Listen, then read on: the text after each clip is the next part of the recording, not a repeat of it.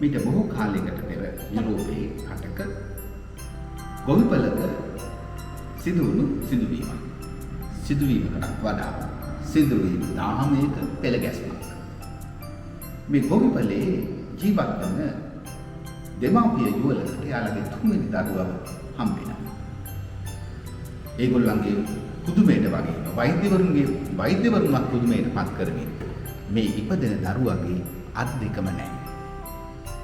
නමුත් පුදුමය කියන්නේ මේ දරුවාගේ මව කවදාවත් දෙවියන් වහන්සේට චෝදනා නොකිරීමයි දරුවාගේ අත් දෙක නැතිවීම ගැන.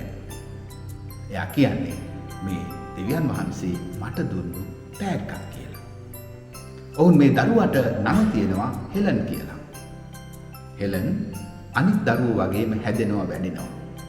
වෙන අය අත් දෙකින් කරන දේවල් සියල්ල මෙයා එයාගේ කකුල් දෙකින් කරන්න ඉගෙන ගන්නවා.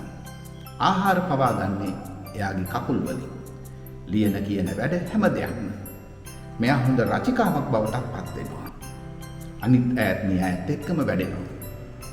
මේ අම්මටයි තාත්තටයි හෙලන්ගෙන් පස්සේ තවත් දුවලා දෙන්නෙක්ව හම්බෙනවා. ඒගොල්ලෝ සාමාන්‍ය දරුවන්. ඒත් එක්කම හෙලනුත් වැඩෙනවා. හෙලන්ට හොඳ සැමියෙකුත් ලැබෙනවා. හෙලන්ටත් පුතෙක් ලැබෙනවා. අනිවාර්යයෙන්ම මේ හෙලනුත් ඇගේ මවත් එක කාරණයක් ගැන ලෝකෙට ප්‍රකාශ කරනවා. ඒ තමයි දෙවියන් වහන්සේ ඉදිරියේ හැම දරුවෙක්ම හැම ජීවිතයක්ම වටින ජීවිත බව. අපි හැම කෙනෙක්ම මේ ලෝකෙට වටින මිනිස්සු.